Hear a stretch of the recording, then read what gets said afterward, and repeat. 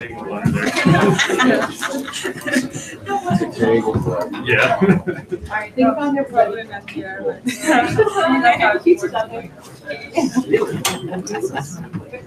Okay, welcome to Desert Blockchain on September 26th, 2018. Tonight we're talking about enterprise blockchain in Arizona. So let's see. Hey Marcus, would you mind closing that door? So my name is Jay Carpenter. I'm the founder of Desert Blockchain, and I always start off the sessions by stating that our intention from these meetups is to build community in Phoenix, Arizona, and Arizona in general. And you being here tonight is a key part of that community building. We specifically design these so that there's an hour beforehand for food and drinks and networking and meet people. And I highly, highly encourage you to meet folks, let them know what you're interested in the blockchain space, what you're working on, because there's all kinds of serendipitous connections that come from this. And that's a key part. So we also provide some great information, but the networking that comes out of this these gatherings is one of the most valuable things in my view. So we're going to talk about several things. And we have three presenters tonight. But before we get into that, I'm going to talk a little bit about some things that are happening in Arizona that you might be interested in, that are blockchain related or technically related, and so forth. First of all, I'd like to introduce Mark Murphy, who's working with me for some of the workshops. And Mark, if you'll just kind of introduce yourself. Hey guys, nice to meet you all. Yeah, as Jay mentioned, I'm working with him on the workshops that we do on Saturdays. So we are thinking about pretty much from like an education standpoint. And again, like I've been actually teaching English, business English overseas for the past about 8 years in Vietnam, Thailand, and Italy. Just moved back a couple months ago. And working with Jay on the really just kind of getting a foundation and education-wise for the blockchain, for Desert Blockchain. So I would love to get some feedback from you guys either right now or afterwards. What you would like to learn, whether if it's like blockchain 101, continuing education on the business side, development side, anything like that. Feel free to come talk to me afterwards, and I'd be happy to just kind of get some feedback from you to go forward with these, with these classes. So. Yep. So Mark's helping design the curriculum for the citizen workshops. We have three types of events, in case you don't know. This is the monthly event that is sort of a general topics here. Anybody can come and go and whatever. And our next one will be October 24th, which is a little break from the usual pattern because it's not going to be on the last Wednesday of October because that's Halloween. It's going to be actually on the second to last, so October 24th. But the other type of event is on the third Saturday of the month, and those are citizen workshops.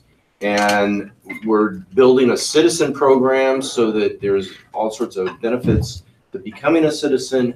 And the sooner you become a citizen, the better chance you have of winning a benefit if there's a tie or whatever. So we'll be developing that over the next few months and so forth. And some of you basically, as citizens, you got a $1,000 pass to the Nexus conference last week, simply from the draw that we do off the blockchain information. So the third type of event is called an Arizona Blockathon, and that's for developers only by invitation, and that'll be happening on October the 27th here at UAT. And the opportunity, though, in general for the community is to present use cases that you would like to see developed. You can present them to the developers, and they might start to build a prototype. But that whole initiative is designed to start building some things. So it's not going to be a finished product or anything else, but we've got some incredible talent in this room and that come to the Arizona Blockathons, which is a day-long event. And the idea is we can really boost our community if we start building some things and start innovating in a collaborative fashion. So those are the three types of events. Let me look at my cheat sheet here. have an awesome event coming up, and I'm going to introduce Paul from Vault Studios. Go ahead. Yeah, I'm Paul Diaz from Vault Studios, and we are co-organizing the second annual event, VR for Good Summit, which takes place here at UAT on November 5th and 6th. And it's basically all the attendees from around the nation come by and talk about VR as applied to for social benefit, basically. And so the reason why we're talking about it now amongst you all is that we would like to have more participation from our community of businesses and employees of any kind to like attend and be a part of this this community, because we would like to showcase how awesome our tech industry is here in Arizona and be more involved in that situation.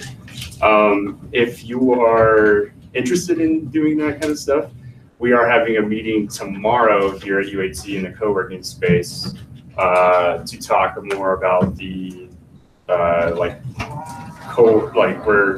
it's the sponsorship and coordinating event here, and it's at 6:30 here on the co-working space. And it's, if you are more interested in like being involved in it for the VR for Good Summit, if you have questions, we have our contact May at vault2studios.com, and you can also get more information at vrforgood.org. That's it. Thank you. Yeah, thank you, Paul. The folks at Vault2, I think, are world class in VR, AR. And seriously, I mean, you get people that have, Dennis was with NASA for years, and they're really an awesome resource in this space. And this is going to be a global conference, so this is a real opportunity to start to look at this technology and blending it into financial services, blockchain, training, all sorts of cool stuff. Yeah, I just noticed that like NAU is doing all sorts of research in behavioral cognitive psychology. ASU has been doing a lot of stuff with their journalism school. U of A is interested in doing a lot of medical-based stuff. So this is like kind of like a really fast-moving technology that the sky is pretty much the limit on in terms of like. Yeah, sorry. Yeah, it's cool. Yeah, this really deserves attention. Yeah. So like, so the sky is the limit. So that's the reason why it's kind of important to us, and that we're very passionate about this stuff, because we want like everybody involved in this. So like that, yeah, that's pretty much it. Yeah, and the technology is just getting better and cheaper. Yeah, and it's really time to start integrating. And the UAT, if you don't know, has specialties in AR, VR. They're one of the longest standing institutions for teaching this. So we're sitting in the middle of a talent pool. Yeah, exactly. So, cool. Thank you. Thanks. All right. Next up, Chris. Where are you, Chris Snug? Right. Oh, go ahead, and we're going to talk about something that's going on. You mentioned ASU. Real quick, I just wanted to endorse Neil Lester. Dr. Neil Lester runs Project Humanities at ASU. Hacks for Humanities is happening October, what does that say? 6th and 7th, I think? 7th and 8th. So if you go to hacksforhumanity.io is the website. You can register. It's free. They do a 36-hour hackathon. You don't have to be a developer. You could be a community member, a developer, a marketer. It's a really cool event. I mentored it and judged it 2 out of the last 3 years when I was in town, so that's my only affiliation with it. But I think they need the energy, and it'd be cool for us to try and bridge what Jay's built here and led here with that community, because it's been going for now, I think, 5 years, and it's really awesome. But I think if we could bring some of the blockchain and disruptive technology from AR to whatever to it, it'll just get better. So that's my plug. I don't have any affiliation with it other than I really think Neil's a great dude. Jay and I actually didn't realize it until today. We met there a couple years ago. So anyway, that's my plug for them. Take a look at it. It's worth doing. Yeah, I participated. It was awesome. Met some great people. Was inspired by the projects that were emerging, that people were proposing, and it was just a lot of fun. So that's coming up. And then another thing that's coming up this Friday is Cactus Con. So maybe you've heard of DEF CON in Las Vegas. This is like the Arizona version of DEF CON, and there'll be a lot of the top people in cybersecurity. It's free, and it's in Mesa, and it's Friday and Saturday, and I highly recommend this event. The other thing that's coming up is Desert Code Camp, no relation to Desert Blockchain, but I do like their name. And this is a really incredible event because this is community driven. There's like, I don't know, 4 or 5 tracks going on simultaneously. This gets like 700-800 developers that are flying in from all over the place. It's put on by a fellow named Joe, whose last name I can't pronounce, but he does this basically out of the goodness of his commitment to the community. And I consider this to be just a phenomenal way to learn, meet other people, and explore what's next. So that's also free, and it's, got food and sponsors and all that sort of thing. So let's see, what else? Oh, okay, sorry. So this is happening tomorrow. So the Arizona Department of Transportation is having about 250 people that are key people in the transportation realm, and they're going to be talking about autonomous vehicles. One of our active members is Mark Goldstein, who's going to be presenting at this. Coincidentally, the keynote speaker was in an automobile accident, and Mark is stepping in her place. And if you're interested, Mark has done an extensive presentation on autonomous vehicles and how it relates to Arizona and so forth. And he highlights one of the presenters tonight, which is Local Motors. So in addition to that, this is the Arizona Blockathon. Hey Jay, on that previous tab, Yep. 726. The other one? This one? Yeah. Yeah, it's wrong. Okay. It's tomorrow. Okay, just double checking. Yeah. Well, I think what it is tonight there's some sort of like pre-event. Okay. So anyway, but yeah, I'm pretty sure it's tomorrow. So anyway, there's a ton of activity going on in autonomous vehicles, and I highly recommend that we support that. So now I'm going to go into the Hall of Mirrors. I'm sorry I don't know how to do this elegantly, but anyway. So I'd like to introduce our first speaker tonight. And we have some companies in Arizona that are starting to emerge, that are starting to offer blockchain services and blockchain development services. And I think that's a really key part of the community, because there are people that have great ideas, but blockchain talent and people that know how to build stuff is kind of rare. So I'm delighted to introduce Chris, who's the CEO of and founder of Sky Republic, and he's going to tell us about some of the cool things, use cases that they're building. And take it away, Chris. Thanks. Hello, everybody. Do you mind switching the slides? Yeah, I'll go ahead. How many of you are in the enterprise world working on blockchain? All of you? How many of you know Hyperledger or Corda? Okay, cool. So let's just speak to you. I hope so. So Let's see. but wait a second, I want to make sure that I'm screen sharing here. I think I might have just goofed this up. Bear with me.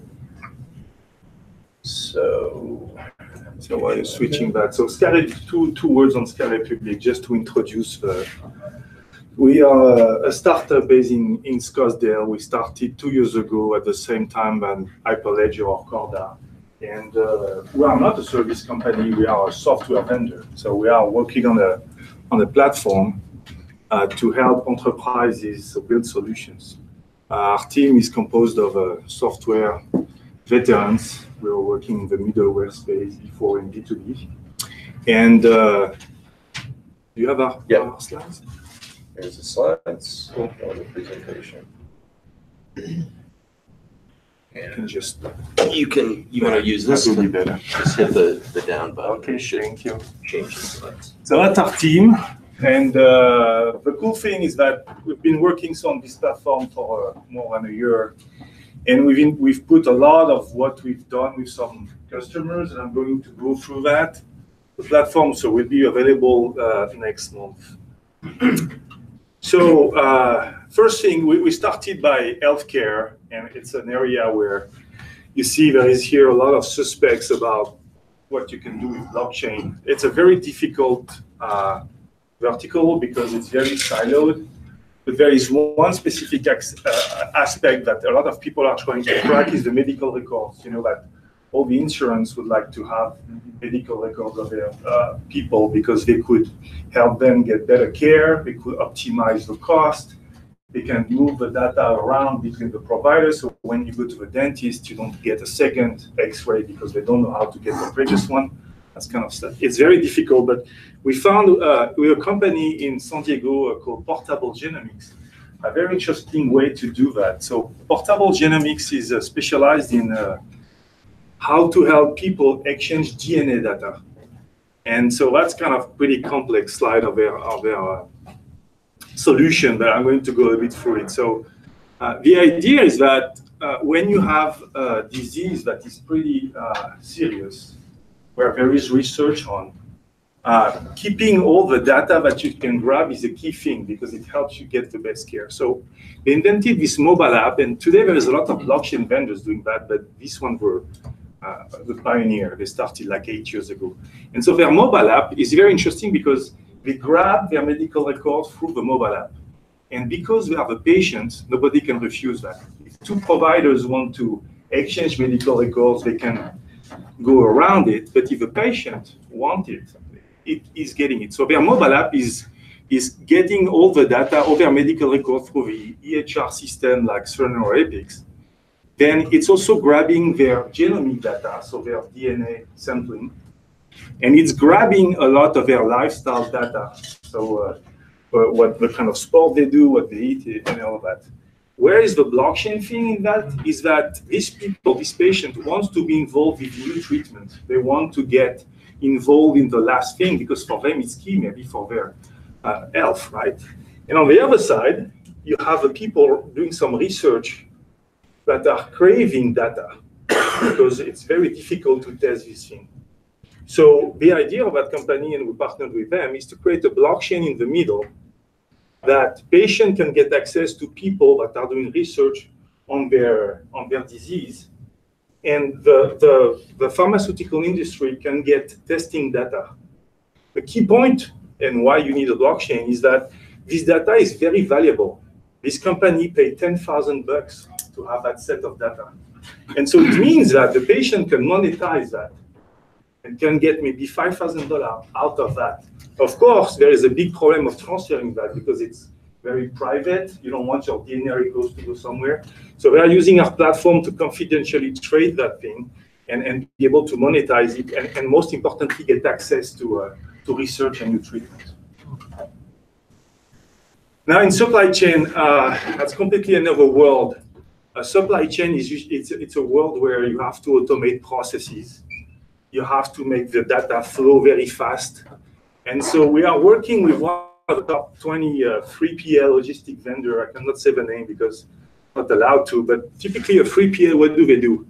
If you are a shipper, so you're a retailer, suppose you're a Sephora or a Target, you are doing a lot of things in China, in Asia, and it's a very big nightmare to get that thing out.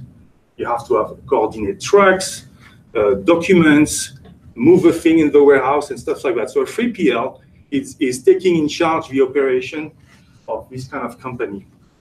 And so what we are doing with the blockchain, so this thing, these 3PL people, they have all the cool tech you can think about, because it's about optimizing process. So we have control towers, we call that, and EDI. And so the key thing is that even we have everything today that can help them optimize processes, they still have some use case for blockchain. Why? Because most of the technology we use was invented before the internet, before blockchain. So they exchange some message on one side with one technology, they exchange some document with another technology, they coordinate through a third, so they never have that single version of the truth. They don't have that thing where we can go and see what's going on. So what happens is that because you have a lot of people in the chain, they cannot get information fast enough.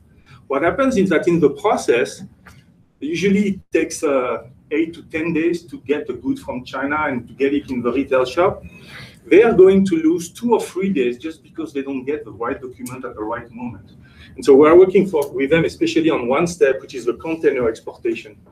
Container is kind of stupid. It stays there. You have to certify it, get the documents, make sure it's well loaded, go to the custom, and then it goes. Sometimes it gets there for 3 days. Why? Because they don't get access to the information. The guy that's loading the container cannot push the document somewhere.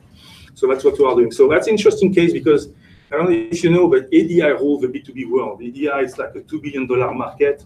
And if blockchain starts to augment to change that, it's a big business.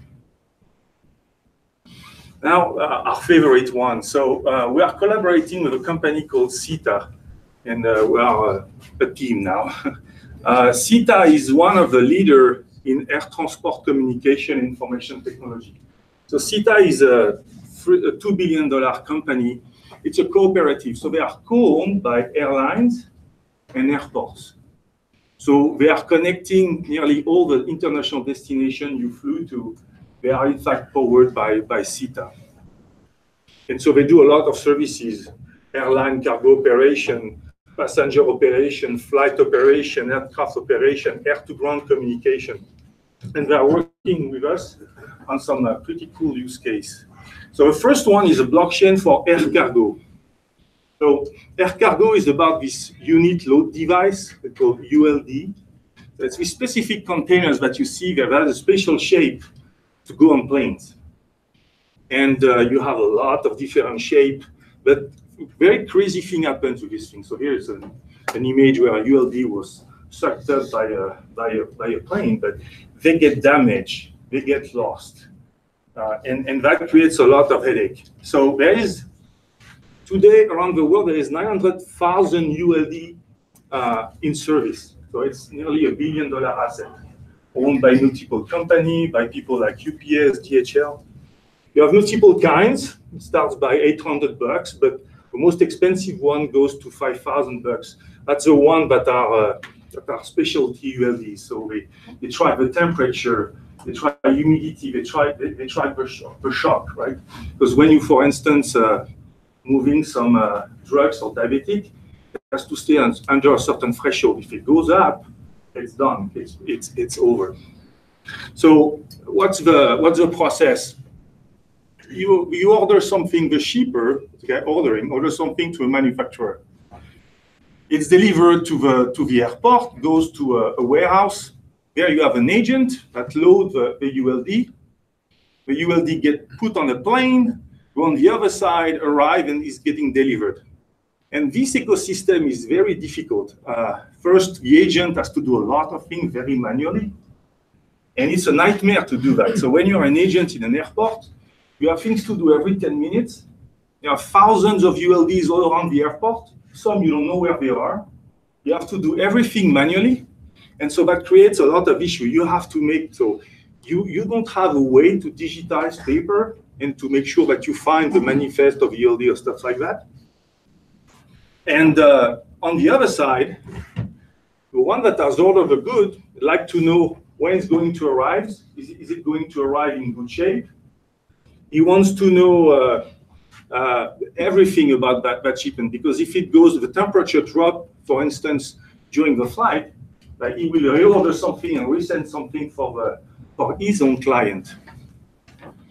For the airlines, it's a nightmare because they have to optimize that inventory. And so what you have to see is that this ULD can change hands 12 times per shipment. They are getting damage very, very often. $300 million are damaged every year. So out of 10 flying, 3 will be damaged just because they don't know how to load it or stuff like that. Some are lost. Those truckers come and take the ULD and leave the airport. It creates headaches because in terms of logistics, if you lose the ULD and you have another flight, you have to load something, what do? So what they do is that they buy over ULDs all the time, and they have a very difficult time to optimize that. If the ULD doesn't do anything and stay on the airport, the warehouse has to pay fees to the airline because they are keeping a ULD at a certain moment. So you see all the nightmare this creates. So what's the solution? The solution is first these new ULDs that they call smart ULD. They have an IoT device. They have sensors on it. And so the idea is to track this ULD to be able to know where they are in case they are lost. Or if I'm an agent and I need to find it, I can just follow my mobile app and find it in the airport, which is already something nice. Second thing is the sensor is tracking the temperature, shocks, vibration, pressure, humidity, and can send that. And then, because I can talk to the sensor, it can give me a link to the blockchain to retrieve all the documents linked to that ULD. So then suddenly I can have access to the manifest. From my mobile app, I can push documents, so everything can go much, much faster. So that's what you see on the mobile app, the location, what's happening on your ULD, the monitoring. And then comes the blockchain. And you see that when you have the blockchain on top of that, you can really do very cool things. So how does it work? Below you have this IoT infrastructure.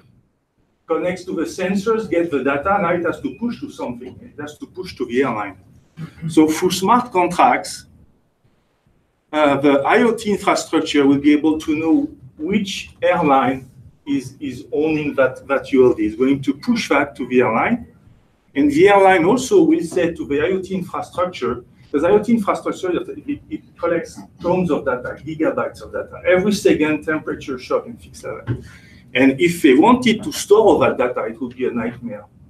So the airline will be able, through the smart contract, and by knowing what's going on VLD at a certain time, to command the IoT infrastructure and say, at that moment, I want you to track the temperature because the ULD is loaded with these diabetic drugs. And when the ULD is idle, it's going to say, just track the location, tell me if that thing moves or not. Then on the airline side, then with that, they know at each moment, where is the ULD? So they get from the shipper orders, as they know the ULD to the next shipment and optimize that thing. And to the agent of the airport, we'll be able to give him orders, pick up that ULD and stuff like that. So that's where all the smart contracts are working together. And so that's all the advantages you'll have. So you can look at the ULD, you can monitor the cold chain, you can do even reverse logistics.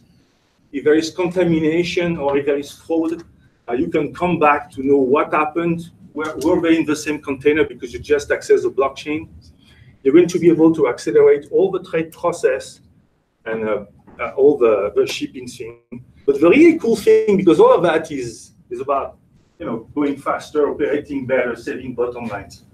But the very cool thing is that now I know I'm an airline. I know that I have 50 ULDs idle in the airport. And I don't need them because I have no flight coming, I have no orders. So now I can use a smart contract to do some tendering.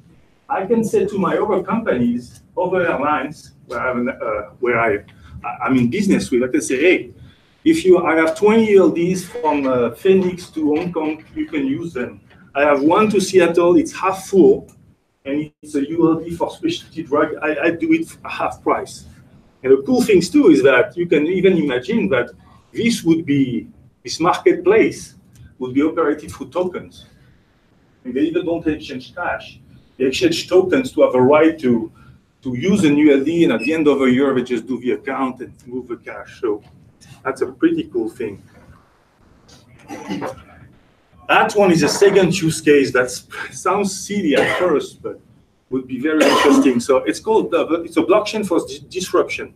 What they call disruption is in the, I don't know if you travel international, of course, I mean, not everybody does that, but it's very often that the lounge doesn't show you the exact time of arrival of a flight.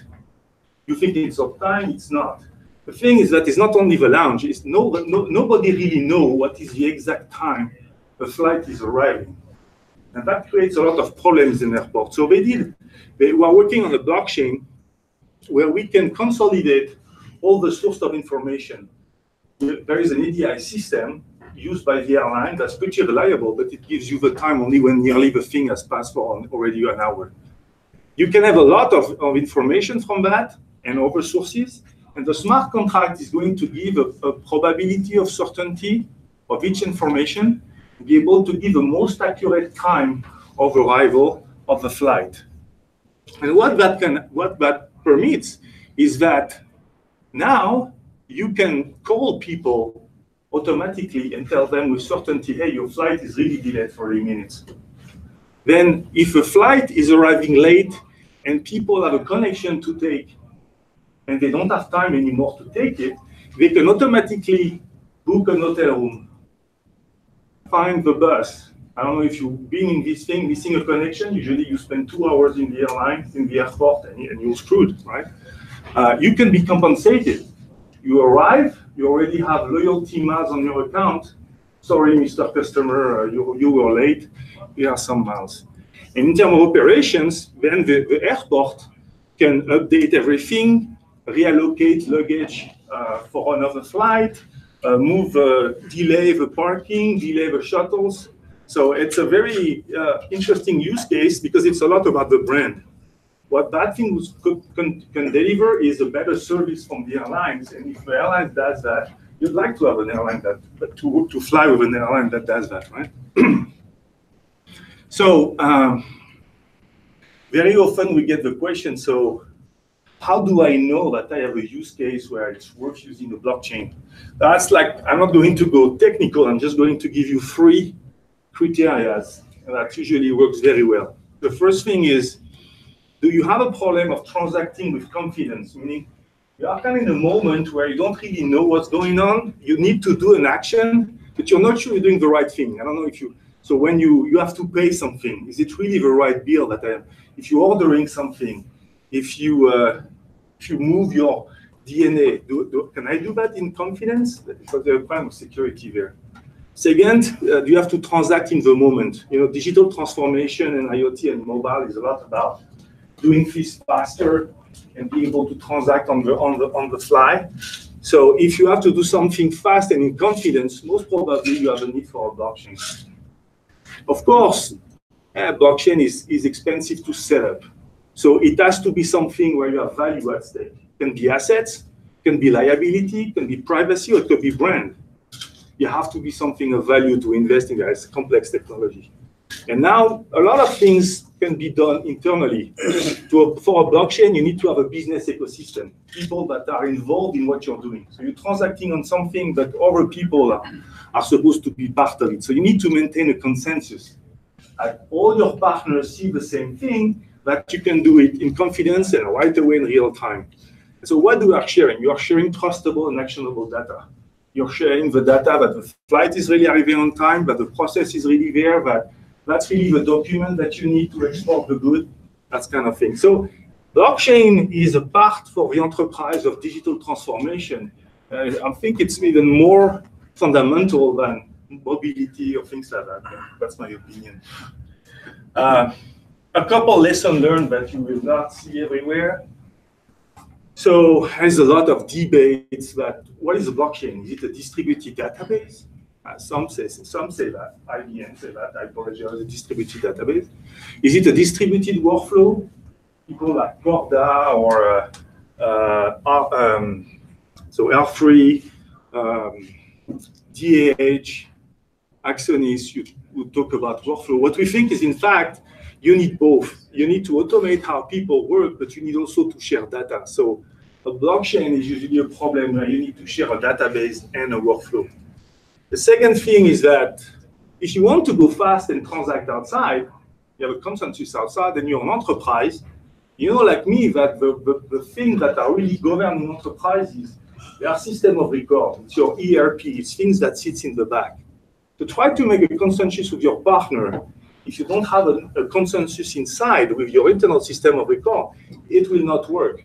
So a true blockchain project in enterprise, you have to connect the outside with smart contracts, and you have to have an internal consensus with smart apps.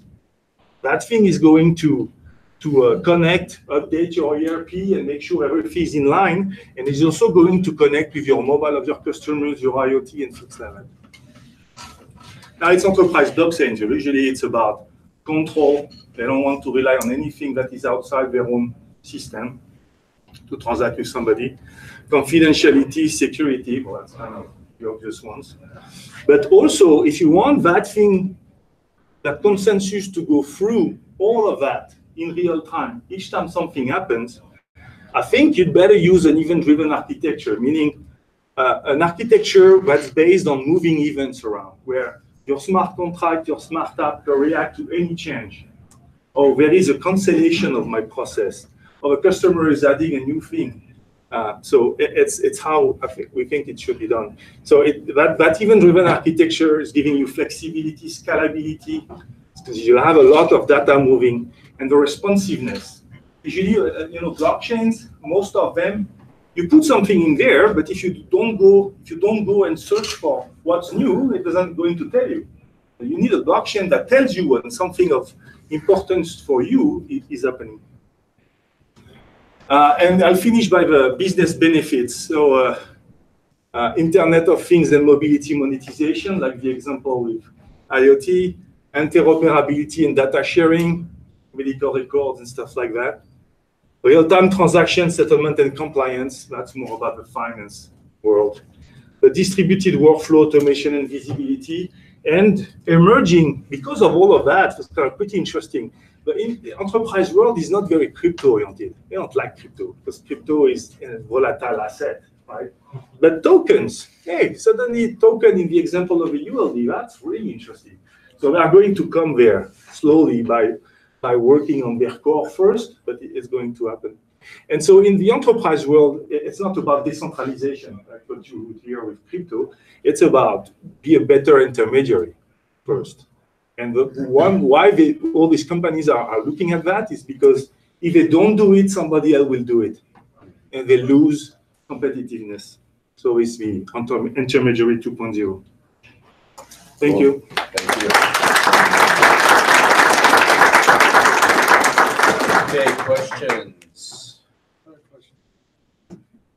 Just on the use cases that you showed, how many of those are consortium or multiple chain architecture type designs where the very business model of those participants is being shifted, or are they more just internal projects? And the reason why I ask is the bias that I have is this phase of innovation is not about increasing productivity or rationalizing the business like the last phase or the first phase of the internet. This is about the next business model that is going to emerge and whether or not your enterprise is going to lead in or be drug in or be left out. So I'm just curious, in some of the use cases you showed with these efficiencies, if any of those were consortium type models, or if they, if you've seen a lot of that or not. There is both, but typically, like all the things with the airlines, the idea is to create consortiums. There is like 10 airlines working on this topic, and we're currently trying to grab them. And Sita is a good starter. It's like the internet, right? Now we know internet decentralized and things like that. But when it started, it's because a small project of people having an interest. And when these people started to set up infrastructure, then it went off. And so blockchain is a little bit on the enterprise world, it's starting by people that have the power to influence their ecosystem or can create a consortium. And Sita is in the middle of the air transportation, so they can push that. Walmart can do that. But if you don't have that, you need consortiums. So yes, because the blockchain is about B2B, you need to be multiple people too. Yeah. And now the business model thing, it's coming because you are attracted by the efficiencies, and then suddenly by the tech, you see that you can do something else, and you realize that it's a business model at the end. So you better get the first one. I sent you a LinkedIn, but I have an intro in the auto OEM space that might be a good fit for you. So. Oh, that's great. So that's a perfect segue, Chris, to our next I saw the speaker. agenda, Jay. I'm just- I know, Here. he's the shill in the audience, so thank you, Chris, that was great, very good.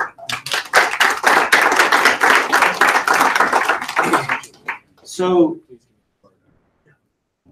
I'd like to share a little example how I look at what Chris just laid out in terms of coordinating all this data among different entities. To me, it's like when I first saw the tracking mechanism at FedEx. You know, before they had that tracking mechanism, it was like I'd drop off a package at the FedEx office and then I'd be calling, you know, did it arrive, whatever. And then all of a sudden they started offering this tracking thing. So I could get online if I had a question and I could see exactly where it was at. And the same thing with Uber. You know, it used to be that I would call a cab and I'd wait and I'd wait and I'd wait. One of the big innovations with Uber is that you can look at the app, you know exactly where the car is at. So you're not standing there on the corner thinking, you know, did they lose me, whatever. That's a huge, huge benefit. But what we're talking about here with the blockchain is now all of a sudden you can start to coordinate information from disparate entities that are part of the thing. It would be like, okay, with my Uber, I can see where the Uber's at, and by the way, I can see where the bus is at, and I can see where the train's at, and all this stuff that used to be kind of siloed and separate can start to come together. So that's my little personal share on this. But it's a perfect introduction to our next speaker, who's another local company. In fact, it's called Local Motors. And they've spoken before, but Adam Flaster's here, who's product commercialization engineer with Local Motors. And Adam, you want to talk about what you got in mind for Local Motors and maybe how the community can get involved? So I guess Jay, just get my slides up and then just do a team effort of switching through them. One thing I gotta make a disclaimer, to bring up companies or some of the stuff I was throwing, I'm not trying to make an endorsement or any company, or I'm not trying to endorse anything. You know, my main mission here is to show what we're building and get you related to it and show you what's possible so you understand what the opportunity is there.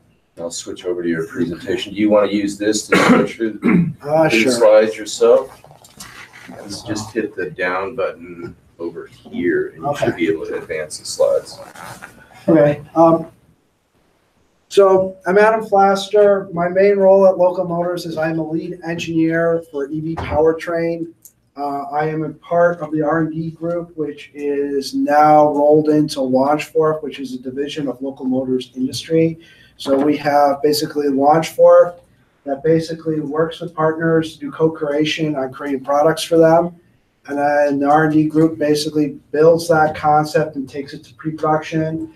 And then Local Motors is the company that runs the microfactories and builds the vehicles. So here in the Valley, we have an R&D facility in Tempe, and then a microfactory that you see in Chandler, that would be Local Motors who built that. We have another one out in Knoxville. And how much of the vehicle is 3D printed?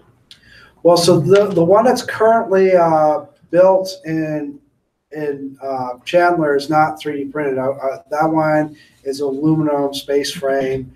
I'll get into that when we get into to answer your questions about 80%. But yeah, Cool. But so at Local Motors, we believe a mobility revolution is happening. Whether you look at direct consumption solutions, whether it's Uber, Lyft, Bird, or in the case of GM with purchasing Maven, it's something where people are directly wanting to consume transportation. And then there's even autonomy where you have Lucid Motors, where they just had $1 billion funded to them. Forget the number, what it is for Ford. GM has even tested their autonomy around here, as well as Waymo. There's a lot of money that's going in there, and we're looking at a specific segment of that for last mile. That's why we created Ollie, your friendly neighborhood autonomous shuttle. And this is the current vehicle that's being built in Chandler. It's in production. It's the first co-created autonomous EV shuttle. And a lot of this is where get into R&D, where my team comes in, is looking at these defining the use cases, because right now we've already have prototypes built of the next generation, which I'll get to a picture of that shortly. But like, how do you really find a way how do you identify what's the best case for an autonomous vehicle? And how do you really look at, instead of just being futurists, look at how people are using autonomy, could use autonomy right now.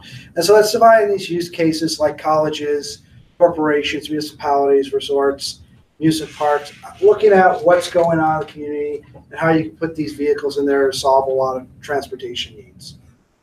And so that's really getting into this thing of what we're focusing on, the empty box strategy. What does it need versus what does the user really want? We're basically focused on building, a device that takes care of some core needs so that, the customer we're looking at, where it's a college campus, a municipality, or a corporation, can go in there and basically put what solution they want to curtail to their customers. So basically an ice cream sandwich. Top part of the sandwich, you have the autonomy. Bottom section is the propulsion, battery, robotics. In the middle, you can put whatever flavor, toppings you want, smush it all together, and you have your solution. And so more of that's getting into what we're doing right now. What does data tell us about how people are using for hire vehicles? Most of it is for taxi, livery, charter sightseeing, ambulances, so on and so forth. Even going down to how are people really using mobility. So stuff like looking at whatever day we get on Uber or Lyft. And then hopefully soon, like some of the stuff with Bird and the other, like OFO and Line Bike. But looking at the stuff with how people use it in the city, and there's some aspects of also suburban usage. I mean, some of this is sanitized to show it publicly, but I mean, it's more of looking at how do I deliver to a user in a 6-mile range and within 15 minutes get them where they need to go. And then, manage that so you have anywhere from 4 to 9 people in a vehicle. And so that's where we're using all this data to get to the next generation Ollie, which is version 2.0 to 3D printed Ollie, which is not just about developing all that. You can think about all the stuff with autonomy, you think about EV propulsion, but another aspect of this is, human user experience. And this is where we get into this vehicle, and the picture you see here is kind of decontented from some of the other stuff we've added to it. But this is more of like, how do we provide a device that provides transportation as a solution? So I mean, if you look at example, like what Apple did with the iPhone, I hate it because it's kind of cliche, but they create a really unique device that people could build apps, make it really easy to interface and build on top of that hardware. And so that's what we're working really hard to get right with this vehicle. And as for your question, it's 80% 3D printed.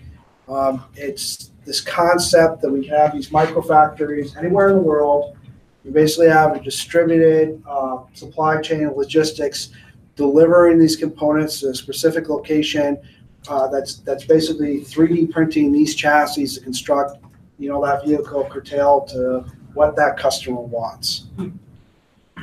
And so right now where we are is we're in beta build. So this is what you see right now is beta 2. I mean, we're constructing this. I think the last time me and Nemo were here during the smart city conversation, there was a vehicle that before this that did crash testing. So we are currently, developing this vehicle and doing testing, and except this is basically wanting to deliver transportation as a solution to. any four of those use cases. And so this gets into blockchain. So part of this thing with local owners is providing a community, focused solution. And so one of the things here with Arizona, with the crowdfunding and the FinTech sandbox is, there's some advantages here with being able to do a little bit more unique way of how you provide a fleet of vehicles for this. And so one of these concepts, and please take this with a grain of salt. These are just hypothetical numbers on how we do this. It's not the structure, but this is just an outline of how you would basically use, the crowdfunding sandbox here to basically find a way of community funding fleets. I hate talking to slides, but I'm going to try to do it, in an abbreviated manner. I mean, we have a community of investors, which really can, tokenizing this, they can own anywhere from 25 to 55% of an entity where they put this investment in. That entity owns those tokens. And so the idea here is how we currently do launch for with the prize money, with people that designers, other people that submit technical ideas. Those ideas will be tokenized. The design concept, we get to the prototype and beta where a lot of those engineering phases come into play. Part of that investment would help pay for that, as well as the production, deployment, and some of the initial, what I call out there in the wild, what it really takes to sustain, have the product out there. But this whole length of where you would put those tokens, and then how you would do this revenue sharing and profit delivered back to this entity that's holding this investment for the people who are crowdfunding. Basically a way that, having a different model of funding transportation, either having a business buy a whole bunch of fleets or having taxpayers do a bond or something like that, pay for the buses, pay for the infrastructure, you privately fund it. It could be businesses, it could be municipalities, it could be local citizens, basically, communicating what they want.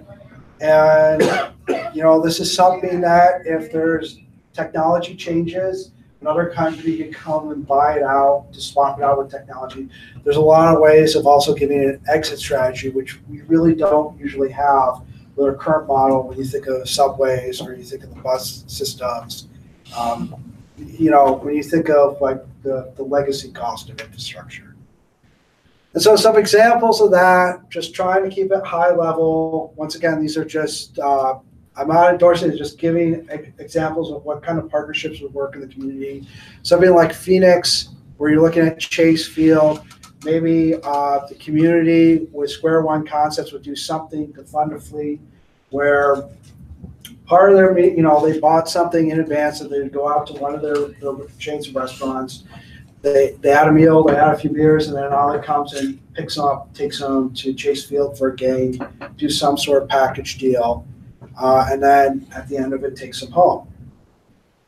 Another one could be Tempe, where, when I first moved here from Chicago, I always looked at this with the issue of traffic there all along the Rio Salado corridor. But this is, even now that they're building on University, the Whole Foods there, Tempe look at working in partnership with Tempe Marketplace, some sort of crowd-funded transportation solution, whether it be Whole Foods or Target or something in between them with some of the other businesses in Tempe Marketplace as a way of shuttling not just students but other people within the community, just as a pooled resource.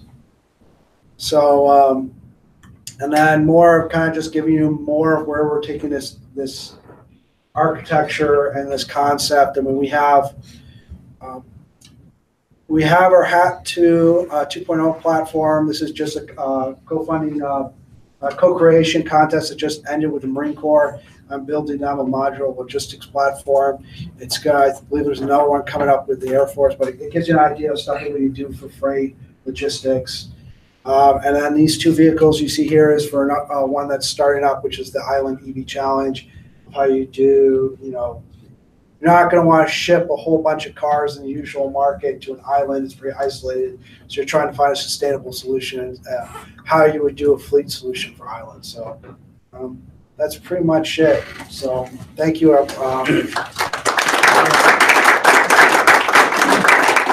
Questions? What kind of dates do you have to this as far as like when you're ready for the investment community to pitch in, and when do you think the ollies could be on the street? So I'll answer like with the vehicle. So right now we have ollies being produced, and I guess you could go right to the homepage, Jay. I mean, we have component ollie, the version 1. That's being produced right now in Chandler. And those have, some of those vehicles are out right now in pilot programs. I know there's, I think 1 or 2 in Australia. I think there's one going to Korea. There's one at University of Buffalo, another university in Springfield. There's 2 in Chicago for IMTS, and then another few that were out in Copenhagen. So they're starting to go out. So those vehicles are being developed. As soon as they're built in Chandler, they go to our partner who's providing the autonomy kit, and then they go to the customers. As for the whole thing with the crowdfunding, this is more how fast we go, how fast we can get a prototype going. This is some of the stuff we're working with Desert Blockchain with a hackathon of looking at putting together some prototypes. It's a kind of a loaded proposal of how we, what students could build as a prototype that we could start leveraging some of the things I've done legislative-wise here in the state. Are they street legal now? Yes. So like this vehicle is classified as a neighborhood electric vehicle. So it's basically like I want to call it a golf cart. I don't. Class has though. If you built one of these things, like I would say like. I would look at like a GEM vehicle. Does anybody know what a GEM vehicle? I mean, are people familiar with GEM vehicles? You've seen like, yeah.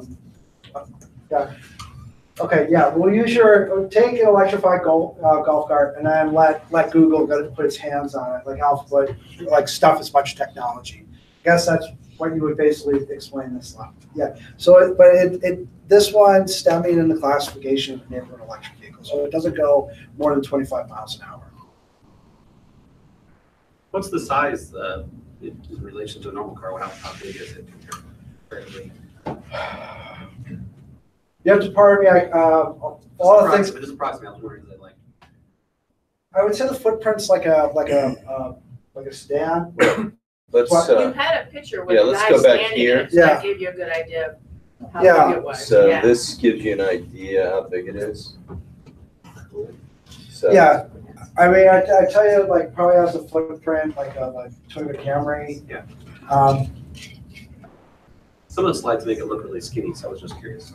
Oh, yeah. I mean, it's skinnier than a bus. I mean, part of it is that, it has to get around in urban areas. You have to worry about commuting radius. I would say, like, it sits 6 to 9. I mean, the total gross vehicle weight fully loaded for this thing to move around is, I think, about 6,700 pounds. So it hold a lot of people, it hold a lot of freight if it needs to. Yeah, it all depends on the application. Yeah. Thank you. So I know you were talking a bit about the empty box model and really making these kind of customizable to consumer needs. What have you done, if anything, to really approach the different communities here in the Valley? And if not, how can we, as a blockchain community, help start that engagement? I would go on the Launchforth website and then start contacting them about asking for things. I mean, I'm working the one gentleman that was originally was going to be here with me, Nemo, is director for Launchforth for co-creation. So part of that's coming to us and proposing projects. So that's what I would tell you to do is go on the Launchforth website, email, and propose these projects. I've been working with Jay and then going back to the R&D side and engaging my bosses on how we could leverage some of this stuff to get more towards the vision of the CEO and founder, Jay Rogers, about creating, local solutions for transportation through this whole thing of engaging and co-creating. So that I think I'll give you my card before I leave to make sure if no one responds to you, then Yeah, I'd like to address that as well, if I might, Adam. Yeah. So here's the opportunity. This is so radical in so many different dimensions. You're talking about a crowdsourced design for a company. Nobody thought of that 5 years ago. That's crazy. And you're talking about distributed Detroit, where you can print these things anywhere in the world. That's crazy. And now what we're talking about here in Arizona, we're talking about funding this thing in a crowd fashion, like per vehicle. That's crazy. So my proposal and what I'm committed to is to work with local motors to get something in place where we apply to the FinTech Sandbox. We do the equity crowdfunding, even though it's needs some work. Yeah. From everything I can tell. Let's do one. It might fail. It's probably going to fail, but so what? That's part. Yeah. What That's- you learn in failure. that's though, what it makes we'll it a learn. Success. This is incredibly cutting edge. Yeah, I mean, I know people are talking about, like, you bring up the feather thing, but I'm going to give you some models where this has already been done. I mean, why I use the iPhone case is because what made the iPhone so useful was everybody being able to develop apps for it, so they could build a business around that. Okay, the same way, and then the same thing with Amazon is that you basically were renting a marketing distribution system for your product. So, and then the other, when I started with doing all this stuff with automotive, like the supply chain base for EV components is so much more evolved. It's so much easier to get stuff. And, now, I mean, even the value prop for that vehicle, it's not about having the lowest cost and then building as many of them as possible. I mean, I was at a conference last week in San Francisco. We were talking about how the model is broken. I mean, I didn't want to argue with guy. I just say, the best thing to focus on is provide a platform that you give people the most tools to maximize the value that you have on the road. So not only is it something that complements, the service that your business is offering, whether you're retail, or your hospitality, whether you're like a, medical care provider, you have this aspect of advertising, you have the aspect of data collection. So there's a whole bunch of stuff you can do, but I mean, it's basically giving people a tool that they can build a business on. Yeah, absolutely. Are you going to do a security token type offering, or what are you thinking about? I don't know. I mean, I'm like one of the crazy guys who's getting people to understand more how you leverage blockchain. And I was, coming from, another entity I'm involved with that's doing the same for how you do it for consumers with carbon credit tokens. I mean, it's showing, like, you have to basically show people examples with, you'd say it'd be a securitized token, it'd be an example because you have assets and you have contracts. Well, yeah, I token to use. Yeah, I think you could do both. What I'd love to see, and Well, rules of space. May- There's things here that show up differently. You can have rules of space around the Diamondback Stadium. You have all these different things to become. Yeah, so let me Per charge. let me kind of put it in the 100,000-foot view.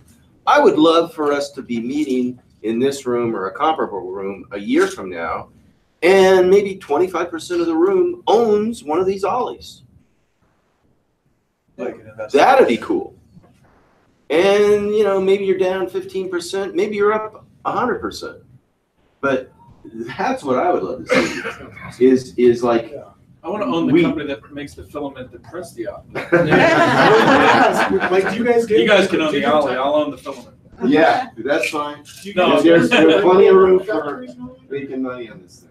Yeah, I mean, we give tours, we do. I mean, I'm happy to set you up. Right now, like, you only do Chandler, and that's just because the Tempe one has the crash vehicle in it right now for us. And so, like, yeah, so, Yeah, and so I don't get thrown in jail.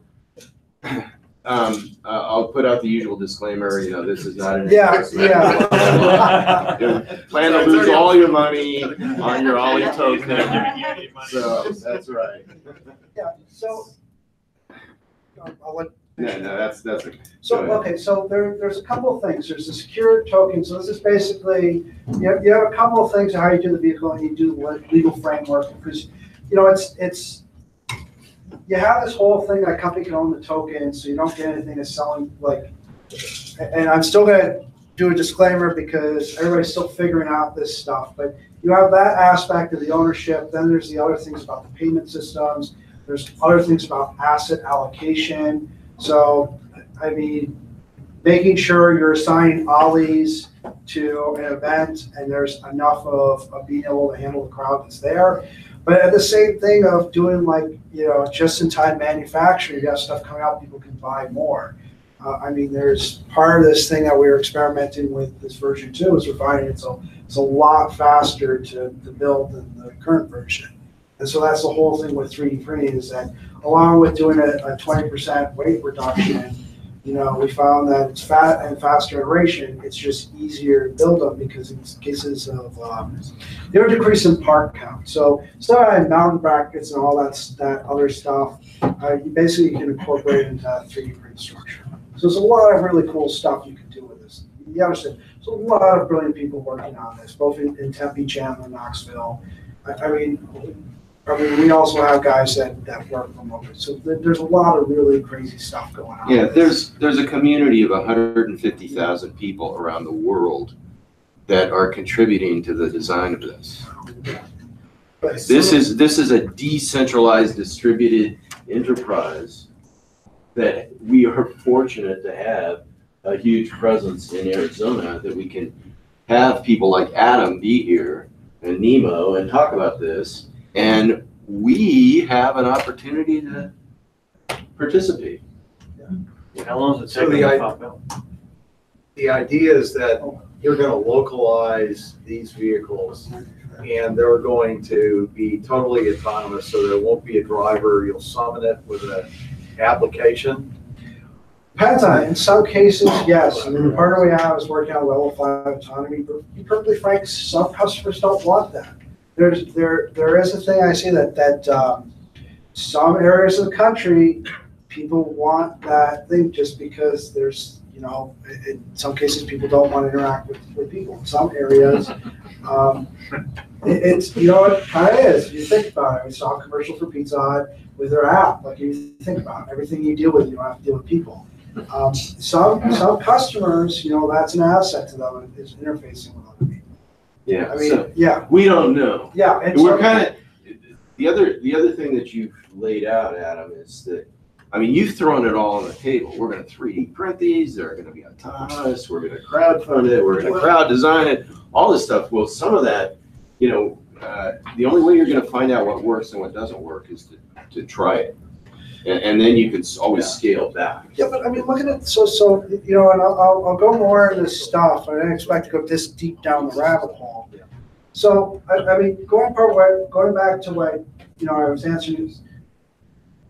You know, it all depends on what customers really want. Exactly. And I don't think we want to get in this thing where we're trying to do all these social engineering things like Silicon Valley, or trying to just pick a car like what Detroit does, with just designing it for this huge segment. It's trying to curtail it to what, you know, a community wants. And so part of this thing with doing the crowdfunding, doing the co-creation, is you immediately have customers who are going to engage with it and say what they want.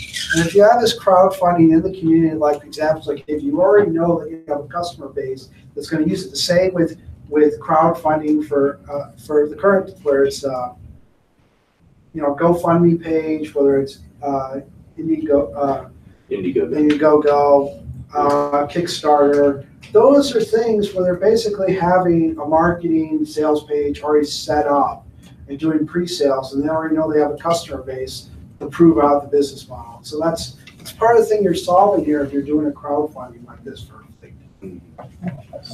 How far are you from applying to the sandbox?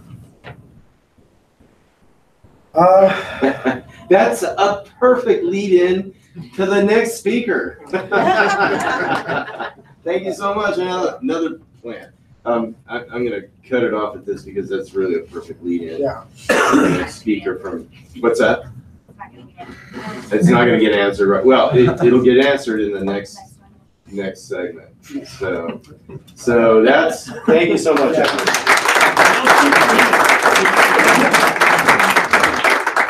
All right, our next presenter speaker is Michael from Sweetbridge. He's their staff economist, and he is going to talk about a couple things, but one of which is their experience with the FinTech Sandbox and applying to it, because a sizable team from Sweetbridge participated in the last Arizona Blockathon on July the 28th, and they worked on an idea, and it's my understanding, and if you don't know, the FinTech Sandbox became effective and live on August the 3rd.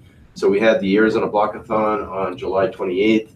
The Sandbox was launched on August the 3rd. And Michael, I'll take it away from there and tell us what your experience has been, and also what the future could be for this area. Okay, so yeah, my name is Michael Bacha. I'm the staff economist, and I have to admit I'm very nervous because I'm the economist, so they keep me down in the basement. I interact with people a lot, but no, seriously, they told me that they hired me because I'm Polish and funny, so we're gonna see how it goes. I want to talk about one observation. Something that I've learned being involved in the crypto space recently. I would argue with anybody that ideas are great, but they don't matter so much.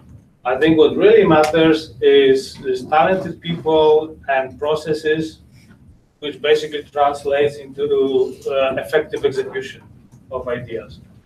And my point would be that there is no market for ideas. You can download a white paper for free right now. There is, however, a market for companies. So I would say that we need to concentrate much more on people, processes, structure. Answering the question about the FinTech Sandbox, this is one of the very, very interesting initiatives that we've seen. We've been one of the first companies that actually applied to the FinTech Sandbox. Our application was about using our liquidity protocol on the blockchain to issue car title loans. The whole idea is that right now the car title industry, if anybody knows, is a predatory industry that charges like outrageous interest, and there has to be a victim at the end of the process anyway. And we were saying that we want to give it a shot in a different way, where we're going to use blockchain to streamline the process, to increase the communication, increase the visibility of the process, and maybe structure this deal in a way where it's going to be an alternative to short-term lending like a credit card right now. And we're going to basically target our product to slightly different demographics. So the whole process was quite interesting. The governor's office is very helpful. Those people are very communicative. And if somebody has an interesting use case, I think you should give it a shot, really. And the whole purpose of this FinTech Sandbox is to be able to create a prototype of a business or of a product that usually requires some sort of compliance or regulatory approval. which usually is very expensive. So the thinking behind this whole mechanism is the following. If you are a startup company and you want to try your product in the real market to see if it makes sense or not, we're gonna give you a temporary approval in a very, very limited scope, because you are not allowed to serve more than 10,000 customers in general. But this will give you a 2-year lead time to actually test your product, your service, your idea in the real market environment. And then if you think that this product service will work, then you actually apply for the full licensing and you fulfill all the compliance requirements. So this is the kind of thinking that I think is very, very important right now in the world, because it puts emphasis on processes and puts emphasis on talented people that can experiment with different kinds of ideas to create interesting things. And what I wanted to speak about today mainly is the fact that I don't know how familiar you with blockchain, how, you know, what's your background, what's your angle. I'm an economist, and I'm very happy that blockchain exists right now, because when I graduated with my master's degree from the University of Economics, there was no good paying jobs for economists. And I like to eat and I like to pay my bills. So Michael, do you know why people become economists? Why? Because they don't have the personality to be an accountant.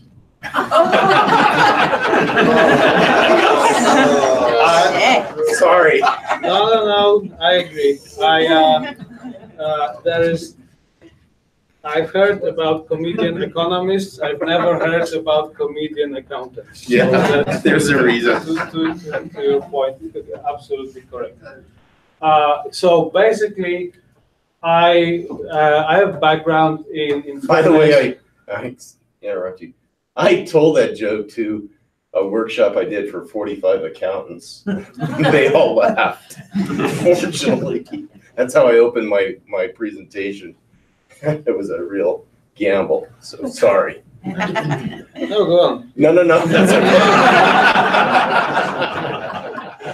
Maybe you could have been an accountant. So, I was in project finance, I was in energy and renewable energy, and I got interested into blockchain because I've learned about projects like the Brooklyn grid, where the LO3 basically designed the blockchain-based peer-to-peer energy trading network within a neighborhood in Brooklyn.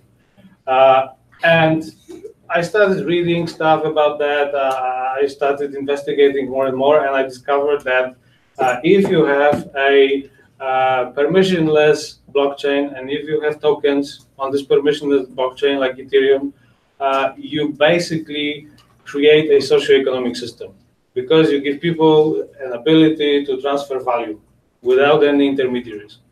So I figured that's very interesting, because every blockchain project, every token, every cryptocurrency project actually should hire an economist. Maybe not full-time, maybe just half-time or as a part-time consultant.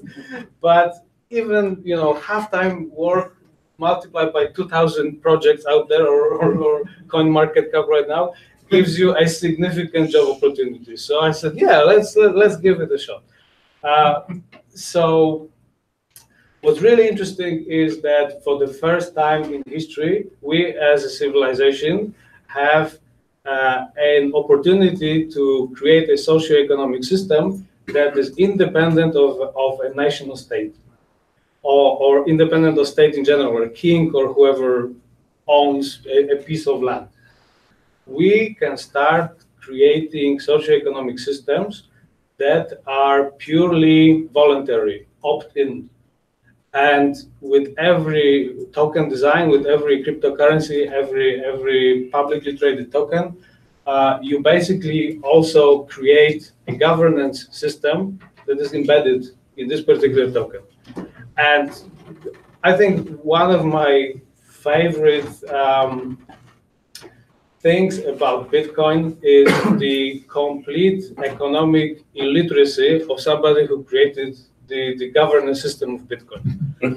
If you want to burn Wall Street, and if you want to create something that is decentralized and distributed, why on earth would you create an incentive structure that is every capitalist's dream?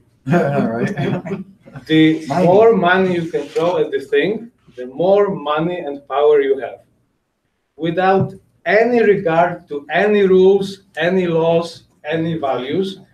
If you have hardware that you've stolen, if you don't pay rent for your facilities, and if you're using stolen electricity, then you're basically gonna mine Bitcoin the cheapest, so you're gonna win. It's evident.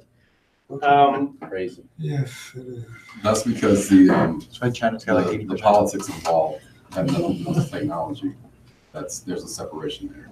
I mean, It has nothing to do with technology, only because nobody thought about this when they created the technology. You don't. I think Nakamoto thought about it. And he wanted to create an incentive structure that would centralize capital. Yeah, that was on purpose. So No, it was. I think it was, he wanted to decentralize it, but Well, anyway. We're not Anyway. jump into the weeds. Yeah, let's go on. Yeah, let's not get it. Irrespectively, if it was by default, by chance, or by design, it is a very, very evident example that there is a socioeconomic system on the internet where it's totally voluntary, people opt in, and people spend billions of dollars of real money to create this economy. So if we think about this further, basically every single token out there is a socioeconomic system, and I would say equivalent to a national state at some point. Yeah. So you can start thinking about the fact that different national currencies compete with each other. Maybe not in a brutal way, sometimes it happens as well, but they compete with each other for people's attention and for demand. So probably what's going to happen, all those tokens out there, they're also going to be competing for each other.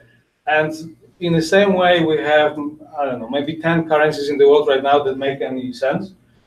There won't be a lot of tokens that will survive. So I would expect similar mechanisms happening in the blockchain space to the mechanisms that govern competitiveness of nations right now. Because right now, other than the fact that people want to buy your stuff that you produce in your economy, you can actually enforce your currency by the strength of your military. I'm not pointing fingers at any specific nation in the world that safeguards the value of its national currency by the highest military spending in the world. But in the blockchain space, there is no military force, there is no assertion, there is only voluntary participation by people who vote with their money. So the example that inspired me in this thinking was the example of Singapore. Because Singapore in the 60s was a third world country, and in the 90s, it was one of the fastest growing, most competitive countries in the world. They were able to do an incredible leap in quality of life, in productivity, in wealth within one generation. It's unheard of. And Singapore doesn't have any natural resources. It's a small island living in a completely ridiculous climate because it's on the equator and surrounded by world superpowers. That basically not a very good place to be in. And they were able to create an incentive structure that gave them all the opportunities they wanted. So lessons from Singapore, there are many. I would say most evident. They had low tax system, so the capital flew to places with lower net taxation. They had very, very easy to understand and very simple laws. And this country is one of the least corrupt countries in the world. You may argue that that they are very, very liberal in terms of human rights and workers' rights. But let's leave it aside. I'm trying to point out that if you create an environment that people can do business in a very efficient way, they're going to come to you. And Arizona FinTech Sandbox is the first step of creating a very interesting environment for people from the blockchain space to come here to the Valley and actually, despite the fact that it's a virtual business, actually have their physical presence over here. Because you need to have a company registered somewhere and you need to have physical people to do something reside somewhere. And I think it's a great opportunity for Arizona because the disruption of the internet and of Silicon Valley is nothing compared to what's going to happen when people are going to clue in what blockchain makes possible. Yep. So yep. That's my speech. I hope it was a little bit entertaining, and if there are any questions or to discuss. Thank you. Let's stay up here for a minute. So, before we go into questions, I'd like to point out kind of a framework that I'm looking at this, because I've actually started the process to apply to the FinTech Sandbox for a project as well. So I've got firsthand experience with this. And this is an opportunity to really, for the innovators, the entrepreneurs, the developers in this room and watching this when it's replayed, this is really an opportunity to give the regulators and the policymakers some feedback. Because here's what's happened, and I think it keys right into what you're talking about. Imagine a football game where all of a sudden the game has changed. People are streaming onto the field from the stands and they're trying to play the game. And now you've got a situation where the referees have to be like the coaches and have to try to do what the players do, and now the players have to be what the referees are doing, and you got the fans streaming into the field, and guess what? If something doesn't emerge out of that chaos in that stadium, there's a stadium right next door that everybody's free to walk over to and play another game that's being created over there, i.e. Singapore. So, I mean, that's kind of a loose analogy, but this is another reason why we need to apply to the FinTech Sandbox, apply to the equity crowdfunding, even though we've had legal experts come in and say there's better ways to do it, Reg D and blah, blah, blah. Let's try that too. Who cares? But that's the point of this whole evening. That's the point of this whole community is let's try something. Let's put Arizona. And it's not just Arizona. This is a global question mark among all regulators, all policymakers. How do you make this, how do you take these things that are blending together that were very distinct in the past, how do you make it all work? Adam, I think he was. Go ahead. Having looked at the legislation and the follow-on materials and all that, it's a fairly broad thing that is permissible. I think what is still sort of vague to me is what is explicitly not permissible under the framework and the guidance that's been issued so far with respect to the FinTech Sandbox. What type of activities are specifically? Insurance is one thing that I believe is excluded. Okay, insurance. But having been through the process and having shared with some potential partners in the entity that I'm forming, it's not so much what's not available, it's the process to get into the sandbox right now, from my point of view, is as difficult or more difficult than getting seed funding or venture funding. That's the kind of the list. In what sense? In the sense of, you got to form an LLC, you got to produce a bank account that's got X amount of money, and I get it. Believe me, I get it. If I were sitting in the AG's office and I was looking at this thing, I would want similar types of validation. So I think our next conversation with the regulators and the policymakers is, hey, maybe we need a sandbox shovel where you can get some sort of even more limited approval. I don't know. Well, what we are actually discussing internally is filing a sandbox application to become an incubator for other companies that would come to the FinTech Sandbox. That would be really, really awesome. Permissible within the existing framework. Yes. Yeah. So anyway, we're at the end of our time. Awesome questions, awesome content. Thank you so much for being here. Again, you being here, all your questions, your attention, and your participation, Chris, your participation. Adam, thank you so much. And we really have an opportunity to create something brand new. Make America great again.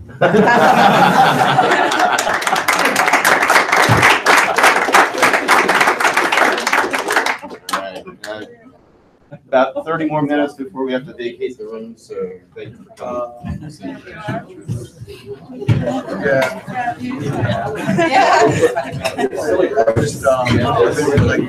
basically just learning how to do